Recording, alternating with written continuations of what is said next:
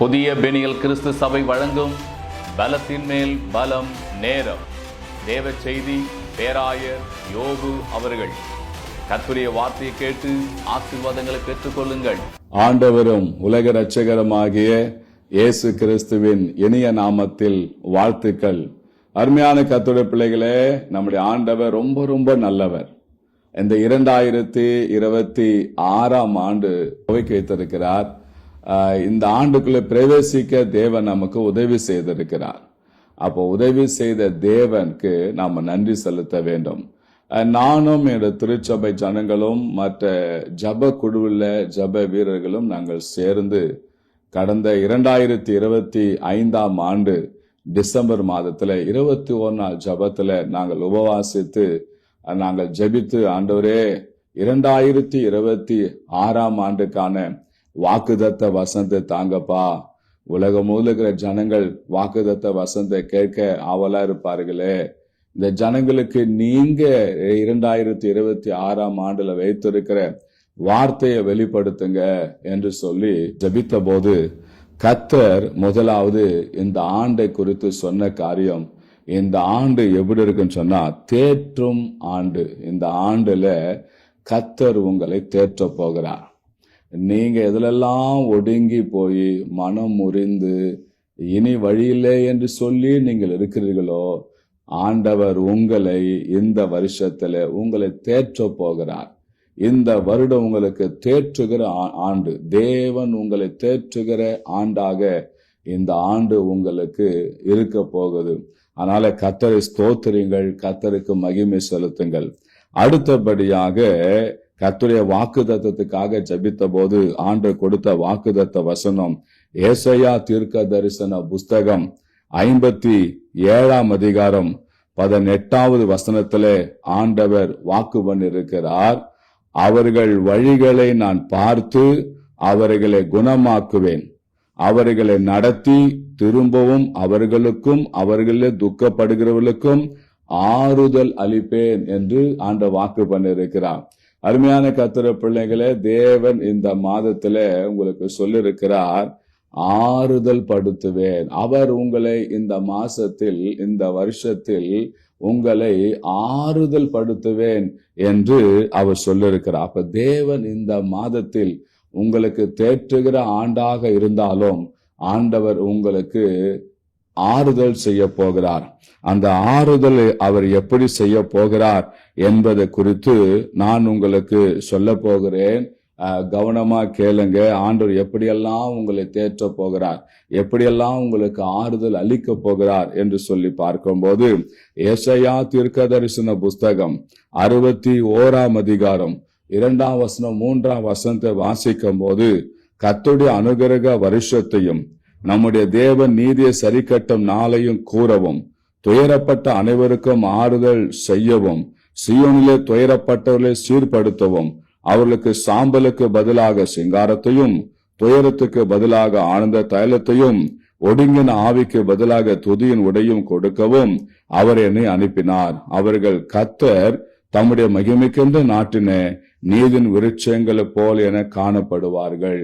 அருமையான கர்த்தருடைய பிள்ளைகளே, ஆண்டவர் உங்களை எப்படி ஆறுதல் படுத்த போகிறார் என்று சொல்லி பார்க்கும் போது, இப்போ ஒரு குழந்தை ஒண்ணு அழுவும்.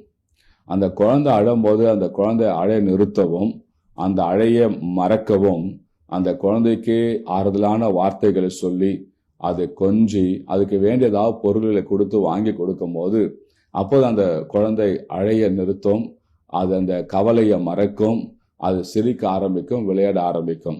அதுபோல ஆண்டவர் இந்த வருஷத்துல ஆறுதல் படுத்துவேன் என்று வாக்கு பண்ணியிருக்கிறார். அது எப்படியெல்லாம் உங்களுக்கு ஆறுதல் படுத்துவான்னு சொல்லி பார்க்கும் போது, இது வரைக்கும் நீங்க துயரப்பட்டு இருந்தீங்க, அந்த துயரத்துல ஆண்டவர் உங்களுக்கு ஆறுதல் செய்ய போகிறார். நீங்க எதுலெல்லாம் இந்த போன வருஷத்துல துயரப்பட்டீங்களோ அதெல்லாம் தேவன் உங்களுக்கு ஆறுதல் செய்ய போகிறார். அது மாத்திரமல்ல, உங்களை சீர்படுத்த போகிறார். உங்களுக்கு துயரத்துக்கு பதிலாக சாம்பலுக்கு பதிலாக சிங்காரத்தையும், துயரத்துக்கு பதிலாக ஆழ்ந்த தைலத்தையும், ஒடுங்கின ஆவிக்கு பதிலாக துதியின் உடையும் தேவன் உங்களுக்கு கொடுக்க போகிறார். என் அருமை பிள்ளைகளே, கர்த்தர் இந்த வருஷத்துல உங்க துயர நீங்கும்படி உங்களுக்கு ஆறுதல் செய்வதற்கு எத்தனை ஆசீர்வாதங்களை தேவன் தந்து உங்களுக்கு ஆறுதல் செய்ய போகிறார். இரண்டாவது, அவர் எப்படி உங்களை ஆறுதல் படுத்துவார் என்று சொல்லி பார்க்கும்போது, ஏசாயா தீர்க்க தரிசன புஸ்தகம் 49 அதிகாரம் 13வது வசனத்தை வாசிக்கும் போது, தம்முடைய ஜனத்திற்கு அவர் ஆறுதல் செய்வார். எப்படி ஆறுதல் செய்வார் சொல்லி பார்க்கும்போது, ஏசாயா 49:13 சொல்லப்படுது, வானங்களே கம்பீரித்து பாடுங்கள், பூமியே களி கூர்ந்து, பர்வதங்களே கம்பீரமாய் முழங்குங்கள், கர்த்தர் தம்முடைய ஜனத்துக்கு ஆறுதல் செய்தார், சிறுமைப்பட்டிருக்கிற தம்முடையவர்கள் மேல் இரக்கமாய் இருப்பார் என்று சொல்லப்பட்டிருக்கிறது. அருமையான பிள்ளைகளே, கர்த்தர் அப்போ இரண்டாவது சொல்லப்படுது, தம்முடைய ஜனத்துக்கு அவர் ஆறுதல் செய்வார். எப்படி ஆறுதல் செய்வார் என்று சொல்லி பார்க்கும்போது, அவர் தம்முடைய ஜனங்களுக்கு ஆறுதல் செய்கிற தேவனாக இருக்கிறார். அவர் இரக்கமாய் இருந்து ஆறுதல் செய்கிறவராக அவர் இருக்கிறார். அப்ப ஆண்டவர் இந்த மாசத்துல, இந்த வருஷத்துல உங்கள் மேல அவர் இரக்கமாயிருந்து உங்களுக்கு ஆறுதல் செய்ய போகிறார். மூன்றாவது காரியம், எப்படி உங்களை அவர் ஆறுதல் படுத்துவார் என்று சொல்லி பார்க்கும்போது, சீயோனுக்கு ஆறுதல் செய்வார். அருமையான தேவப்பிள்ளையே, சீயோன் என்று சொல்லும் போது அது மகாராஜாவின் நகரம். 4 மலைகள ஒரு மலையின் பேர் சீயோன் மலை. அங்கதான் தேவ ஆலயமும் இருக்கிறது. அதுபோல நீங்கள் ஒரு விசேஷ சீயோனை போல நீங்க இருக்கிறீங்க. ஏசாயா 51 அதிகாரம் 3 வசனம் சொல்லப்படுது, கர்த்தர் சீயோனுக்கு ஆறுதல் செய்வார். அவர் அதன் பாழான ஸ்தலங்கள் எல்லாம் தேறுதல் அடைய செய்து, அதன் வனாந்தரத்தை ஏதனை போலவும் அதன் அவாந்தரம் வேலியை கர்த்தரின் தோட்டத்தை போலவும் ஆக்குவார். சந்தோஷமும் மகிழ்ச்சியும் துதியும் கீத சத்தமும் அதில் உண்டாயிருக்கும். அருமையான தேவ பிள்ளைகளே, ஆண்டவர் சீயோனுக்கு எப்படி ஆறுதல் செய்வாரோ அதே போல கர்த்தர் பாழான உங்கள் இடங்கள் எல்லாம் ஆண்டவர் அது எல்லாவற்றையும் சரி செய்ய போகிறார். பாழான எல்லா காரியங்களையும் ஆண்டவர் தேறுதல் அடைய செய்ய போகிறார். அது மாத்திரமல்ல, ஆண்டவங்களை விசேஷமான தோட்டத்தை போல ஆக்கி உங்களை மகிழ்ச்சிக்குள்ளாக அவர் நடத்த போகிறார். அடுத்தது 4வது காரியம், ஆண்டவர் எப்படி உங்களுக்கு ஆறுதல் அளிப்பார் என்று சொல்லி பார்க்கும்போது, அவரே உனக்கு ஆறுதல் செய்வார். 4வது காரியம், அவரே உனக்கு ஆறுதல் செய்வார். எப்படி? ஏசாயா 51 அதிகாரம் 12 வசனத்துல சொல்லப்பட்டிருக்கிறது, நானே உங்களுக்கு ஆறுதல் செய்கிறவர். பாத்தீங்களா? அவரே உங்களுக்கு ஆறுதல் செய்கிறவராங்க. அதான் சொல்ற, நானே உங்களுக்கு ஆறுதல் செய்கிறவர். அப்படின்னா என்ன? உங்களுக்கு ஆறுதல் செய்ய வேற யாராலும் முடியாது. உங்களை ஆறுதல் படுத்த வேற யாராலும் ஒன்னும் செய்ய முடியாது. ஆனா தேவன் மாத்திரம்தான் உங்களை ஆறுதல் படுத்த முடியும். அப்ப ஆண்டவர் சொல்றாரு, நானே உங்களுக்கு ஆறுதல் என்று சொல்லிருக்கிறான். அடுத்தது 5வது காரியம், கர்த்தர் நாமத்துக்கு ஸ்தோத்திரம். பாருங்க, ஆண்டவர் எப்படி உங்களை ஆறுதல் படுத்துவார் என்று சொல்லி பார்க்கும்போது, உபத்திரவத்திலே உங்களுக்கு அவர் ஆறுதல் செய்வார். உபத்திரவத்திலே உங்களுக்கு ஆறுதல் செய்வார். எப்படி ஆறுதல் செய்வார்? 2 கொரிந்தியர் புஸ்தகம் 1 அதிகாரம் 4வது வசனத்தை வாசிக்கும் போது, எங்களுக்கு வரும் சகல உபத்திரவத்திலையும் அவரே எங்களுக்கு ஆறுதல் செய்கிறவர். அப்போ உங்களுக்கு வரும் எல்லா உபத்திரவத்துல அவர் உங்களுக்கு துணையா நின்று உங்களுக்கு ஆறுதல் செய்ய போகிறார். உங்களுக்கு உபத்திரம் வரும்போது உங்களை விட்டு போய்விட மாட்டார். உங்களுக்கு உபத்திரம் வரும்போது சத்துரு பார்த்து மாட்டிக்கொண்டாங்க, சிக்கி கொண்டாங்க, இனி என்ன நடக்க போகுது என்று சொல்லி அவங்க பார்த்து கொண்டிருப்பாங்க. ஆனா ஆண்டவர் அந்த நேரத்துல வந்து அவரே உங்களுக்கு ஆறுதல் செய்வார். எதுல நீங்க உபத்திரப்படுறீங்களோ அதுல ஆண்டவர் இந்த வருஷம் உங்களுக்கு ஆறுதல் செய்கிற தேவனாக அவர் இருக்கிறார். அடுத்தபடியாக ஆண்டவர் சொல்கிறார், கிறிஸ்துவே உங்களுக்கு ஆறுதல் செய்கிறவர். 6வது காரியம், கிறிஸ்துவே உங்களுக்கு ஆறுதல் செய்கிறவர். 2 கொரிந்தியர் புஸ்தகம் 1 அதிகாரம் 5வது வசனம், கிறிஸ்துவினாலே எங்களுக்கு ஆறுதல் பெருகுகிறது. கிறிஸ்துவினாலே எங்களுக்கு ஆறுதல் பெருகுகிறது. அருமையான கர்த்தருடைய பிள்ளைகளே, இந்த ஆண்டுல உங்களுக்கு ஆறுதல் பெருக போகிறது. ஒரே ஒரு காரியத்தை மாத்தம் ஆறுதல் அல்ல. நீங்க எதுலெல்லாம் நீங்கள் துயரப்பட்டீங்களோ, கஷ்டப்பட்டீங்களோ, அதெல்லாம் தேவன் உங்களுக்கு ஆறுதல் தந்து அந்த ஆறுதலை பெருக செய்ய போகிறார். அந்த ஆறுதலை பெருக பண்ணுகிறவர் கிறிஸ்து இயேசு. கிறிஸ்துவே உங்களுக்கு ஆறுதல் படுத்த போகிறார். அவர் உங்களை ஆறுதல் படுத்துகிற தேவனாக அவர் இருக்கிறார். கர்த்தர் நாமத்துக்கு மகிமை உண்டாவதாக. அடுத்தபடியாக ஆண்டவர் எப்படி உங்களை ஆறுதல் படுத்துவார் என்று சொல்லி பார்க்கும்போது, துயரப்படுகிறவர்களுக்கு அவர் ஆறுதல் செய்கிறவர். எப்படி? மத்தேயு சுவிசேஷம் 5ஆம் அதிகாரம் 4வது வசனத்தில் சொல்லப்பட்டிருக்கிறது, துயரப்படுகிறவர்கள் பாக்கியவான்கள், அவர்கள் ஆறுதல் அடைவார்கள் என்று சொல்லி. அருமையான தேவ பிள்ளைகளே, நீங்க துயரப்பட்டீங்க, நீங்க இப்ப ஆண்டவர் உங்களுக்கு ஆறுதல் செய்ய போகிறார். அவர் உங்களுக்கு ஆறுதல் செய்கிற தேவனாக இருக்கிறார். பாருங்க, ஏசாயா 57ஆம் அதிகாரம் 18ஆம் வசனத்துல ஆண்டவர் சொன்னார், நான் அவர்களுக்கு ஆறுதல் அளிப்பேன் என்று சொல்லி ஆண்டவர் வாக்கு பண்ணார். கர்த்தர் நாமத்துக்கு ஸ்தோத்திரம். ஆனா பாருங்க, எப்படியெல்லாம் ஆறுதல் அளிப்பாரா? தேற்றி அவர்களை ஆறுதல் படுத்துவார். தம்முடைய ஜனத்திற்கு அவர் ஆறுதல் படுத்துவார். சீயோனுக்கு அவர் ஆறுதல் படுத்துவார். அவரே உனக்கு ஆறுதல் செய்வார். உபத்திரவத்திலே உங்களுக்கு அவர் ஆறுதல் செய்வார். அதுக்கப்புறம் கிறிஸ்துவே உங்களுக்கு ஆறுதல் செய்வார். துயரப்படுகிறவர்களுக்கு ஆறுதல் செய்வார் என்று சொல்லி இந்த 7 காரியத்தை பார்த்தோம். 7 விதமான ஆசீர்வாதங்களை தேவன் தந்து இந்த வருஷத்துல தேவன் உங்களை ஆறுதல் படுத்த போகிறார். ஆனால் உங்களோடு சில காரியம் அவர் செய்ய போகிறார்.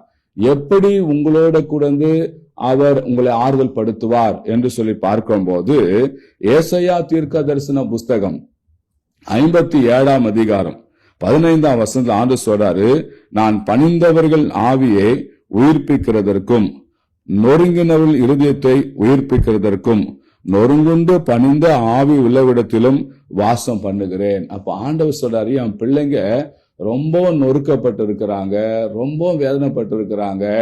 அதனால நான் தூரத்திலிருந்து இவங்களை ஆறுதல் அளிக்க போறதில்ல, நான் அவங்க கூடவே இருந்து அவங்களோட வாசம் பண்ண போறேன் என்று சொல்லி ஆண்டவர் வாக்கு பண்ற. அருமையான தேவ பிள்ளைகளே, இந்த வருஷத்துல ஆண்டவர் உங்களோடு கூட இருக்க போகிறார். உங்களோடு கூட இருந்து வாசம் பண்ணி உங்களுக்கு ஆண்டவர் ஆறுதல் அளிப்பேன் என்று வாக்கு பண்ணிருக்கிறார்.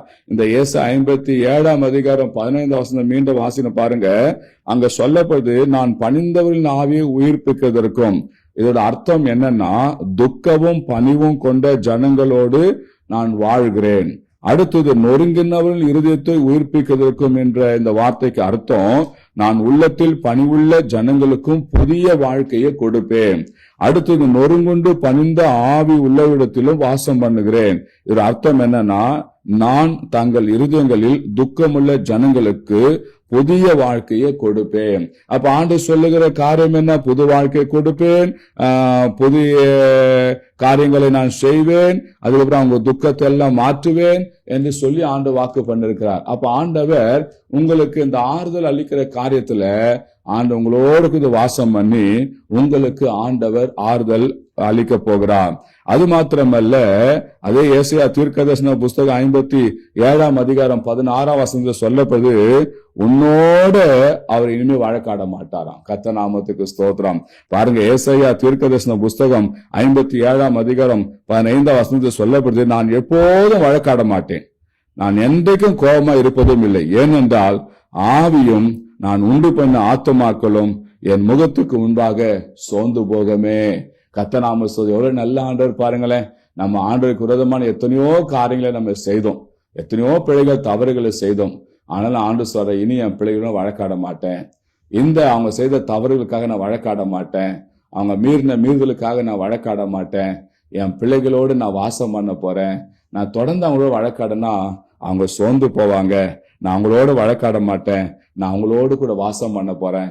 ஏன் வாசம் பண்ண போறேன்னா, நான் அவங்களுக்கு இந்த வருஷத்துல ஆறுதல் அளிப்பேன் என்று ஆண்டு வாக்கு பண்ணிருக்கிறார். என் அன்பு தேவ பிள்ளைகளே, இந்த 2026ஆம் ஆண்டுல கர்த்தர் உங்களுக்கும் உங்க பிள்ளைகளுக்கும் உங்க குடும்பத்துக்கும் ஆறுதல் அளிப்பேன் என்று சொல்லி தேவன் வாக்கு பண்ணிருக்கிறார். ஆண்டு அந்த ஆறுதல் அளிப்பேன் என்ற அந்த வாக்குக்கு ஆண்டு சொல்றார், நான் அவங்களோடு குடிந்து வாசம் பண்ணி நான் உங்களை ஆறுதல் படுத்துவேன் என்று சொல்லி ஆண்டு வாக்கு பண்ணிருக்கார். ஆனா பயப்படாதீங்க, கர்த்தர் உங்களை எல்லா காரியத்திலும் உங்களுக்கு அற்புதங்கள் அதிசயங்களும் செய்து எல்லா காரியத்தும் தேவன் உங்களை ஆறுதல் படுத்த போகிறார். நீங்கள் மகிழ்ச்சியா இருக்க போகிறீங்க. நீங்க எதுலெல்லாம் துயரப்பட்டு தோற்று போனீங்களோ அதெல்லாம் தேவன் உங்களை தேற்ற போகிறார். இந்த ஆண்டு உங்களுக்கு தேவன் தேற்றுகிற ஆண்டாக இருக்க போகுது. கர்த்தர் உங்களுக்கு அற்புத அதிசயம் செய்து உங்களுக்கு ஆதரவு செய்ய போகிறார். கர்த்தர் உங்களை நடத்த போகிறார். இப்போது நான் உங்களுக்காக ஜெபிக்க போறேன். கண்களை மூடுவோமா? எங்கள் அன்பின் பரலோக பிதாவே, ஏசப்பா இந்த ஆஸ்வதிக்கப்பட்ட ஆண்டவரே, இந்த ஏசப்பா இந்த புதிய ஆண்டுக்காக உமக்கு ஸ்தோத்திரம். ஏசப்பா இந்த புதிய ஆண்டு தந்ததுக்காக ஸ்தோத்திரம். கர்த்தாவே, இந்த ஆண்டுல உடைய பிள்ளைகளுக்கு வாக்கு பண்ணிருக்கீங்களப்பா, நான் அவர்களை ஆறுதல் அளிப்பேன்னு சொல்லி. ஏசப்பா இதோ சாமி அந்த வார்த்தை கேட்ட உடைய பிள்ளைகளுக்கு நீங்க ஆறுதல் கொடுங்கப்பா, ஆறுதல் அளிங்கப்பா.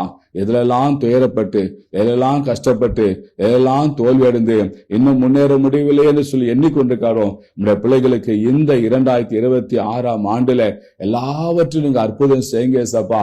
திருமணம் ஆகாத பிள்ளைகளுக்கு திருமணம் ஆகி ஏசப்பா அவங்களுக்கு ஆறுதல் படுத்துங்கப்பா. குழந்தை பாக்கியம் இல்லாத பிள்ளைகளுக்கு குழந்தைய தந்து அவங்களை ஆறுதல் படுத்துங்கப்பா. வேலை வாய்ப்பு இல்லாத பிள்ளைகளுக்கு இந்த ஆண்டுல நல்ல வேலை வாய்ப்புகள் கிடைத்து ஏசப்பா அவங்களை ஆறுதல் படுத்துங்கப்பா. கர்த்தாவே, சிலர் ஆண்டவரே வெளிநாட்டு பயணம் வேலைக்கு போகணும்னு நினைக்கிறாங்க, அவங்களுக்கு அது வாய்க்க பண்ணி அவங்களை ஆறுதல் படுத்துங்கப்பா. தொழில் செய்கிறவர்களுக்கு நல்ல முன்னேற்றத்தையும் வியாபாரம் செய்கிறவர்களுக்கு நல்ல முன்னேற்றத்தையும் தந்து ஏசப்பா அவங்களை ஆறுதல் படுத்துங்கப்பா. கடன்ல தவிக்கிற பிள்ளைகளுக்கு கடன் எல்லாம் அடைக்கப்பட்டு ஏசப்பா கர்த்தாவே அவங்களெல்லாம் ஆண்டு நீங்க ஆறுதல் படுத்துங்கப்பா. படித்துக் கொண்ட பிள்ளைகள் நல்ல மதிப்பெண் எடுத்து ஏசப்பா வெற்றி பெற அந்த உதவி செய்து அவங்களை ஆறுதல் படுத்துங்கப்பா. அந்த பிரிந்திருக்க குடும்பங்கள் இந்த ஆண்டுல ஒன்று சேர்ந்து அவங்க எல்லாம் ஏசப்பா ஆறுதல் படுத்துங்கப்பா. இப்படி அற்புதங்கள் நடந்து இவங்க எல்லாம் ஆறுதல் படுத்த முடியாது ஜெபிக்கிறேன் சுவாமி. ஆறுதல் அளிப்பேன் என்று சொன்னீங்களே, அப்படியே இந்த ஆண்டுல நம்முடைய பிள்ளைகளுக்கு ஆறுதல் அளித்து ஏசப்பா அவங்க துக்கம் எல்லாம் சந்தோஷம் மாற்றுங்க. நம்முடைய கரத்துல ஒப்பு கொடுக்கிறேன். உயிர் தெழுந்த இயேசு கிறிஸ்து நாமத்தில் ஜெபிக்கிறேன் ஜீவனுள்ள நல்ல பிதாவே. ஆமென், ஆமென், ஆமென். அருமையான கர்த்தர் பிள்ளைகளே, வார்த்தை கேட்டீங்க. இந்த வார்த்தை மூலமா கர்த்தர் உங்களோட பேசியிருப்பேன்னு சொன்னா இந்த வார்த்தையை மற்றவர்களுக்கும் நீங்க ஷேர் பண்ணுங்க. இது ஒரு ஊழியமா கருதி செய்யுங்க. தொடர்ந்து உங்களுக்காக ஜெபிக்கணும்னு சொன்னா திரையில பக்கத்துல எனக்கு தொடர்பு கொள்ளுங்க. உங்களுக்காக ஜெபிக்க நான் ஆயத்தமா இருக்கிறோம். கர்த்தர் உங்களை ஆசீர்வதிப்பார். God bless you. கிறிஸ்துக்குள் பிரியமானவர்களே, இயேசு நாமத்தினாலே வாழ்த்துக்கள். தீர்க்க தரிசன ஆசீர்வாத ஜெபம் ஒவ்வொரு மாவட்டத்துல நடத்த திட்டமிட்டு இருக்கிறோம். அநேக நாளாய் கர்த்தர் என் மனதில் வைத்த ஒரு பாரம், மாவட்டங்கள் தோறும் இந்த ஜெபத்தை நடத்த வேண்டும் என்பதாக. அது இப்போ இந்த வருடம் நாங்கள் துவக்க இருக்கிறோம். இப்போது சேலம் மாவட்டத்தில் முதல் வேலைக்கிழமை YMCA மினி ஹாலில் முதல் வேலைக்கிழமை இந்த தீர்க்க தரிசன ஆசீர்வாதம் ஜெபம் நடைபெறுகிறது. அதே போல நாமக்கல் மாவட்டத்தில் இரண்டாவது வேலைக்கிழமை காலை 10 மணிக்கு இந்த தீர்க்க தரிசன ஆசீர்வாத ஜெபம் சேதமங்கலம் என்ற பகுதியில் நடைபெறுகிறது. அடுத்தது ஈரோடு மாவட்டத்தில் CSI ஹாஸ்பிட்டல் உள்ள இருக்கிற பிரேயர் ஹாலில் இந்த தீர்க்க தரிசன ஆசீர்வாத ஜெபம் காலை 10 மணிக்கு நடைபெறுகிறது. அதே போல திருப்பூர் மாவட்டத்திலும் மூன்றாவது புதன்கிழமை காலை 10 மணிக்கு இந்த தீர்க்க தரிசன ஆசீர்வாத ஜெபம் நடைபெறுகிறது. இன்னும் மிக விரைவில் எல்லா மாவட்டங்களிலும் இந்த தீர்க்க தரிசன ஆசீர்வாத ஜெபம் நடைபெற இருக்கிறது. நீங்கள் அந்தந்த மாவட்டங்களில் உங்களுக்கு தீர்க்க தரிசன ஆசீர்வாத ஜெபம் நடத்த இருக்கிறோம். நீங்கள் ஒருவேளை நாங்கள் அறிவிக்கிற இந்த மாவட்டத்தில் இருக்கிற நபராக இருப்பேன்னு சொன்னால் நீங்கள் நடைபெறுகிற இந்த தீர்க்க தரிசன ஆசீர்வாத ஜெபத்தில் பங்கு பெறுங்கள். வருகிற யாவருக்கும் தனித்தனியே ஜெபங்கள் ஏறெடுக்கப்படுகிறது. ஆசீர்வாதம் பெற்றுக் கொள்ளுங்கள். இயேசு விடுவிக்கிறார், உங்களுக்கு அற்புதம் செய்கிறார். வாருங்கள், ஆசீர்வாதம் பெற்றுக் கொள்ளுங்கள். கர்த்தர் உங்களை ஆசீர்வதிப்பார். God bless you.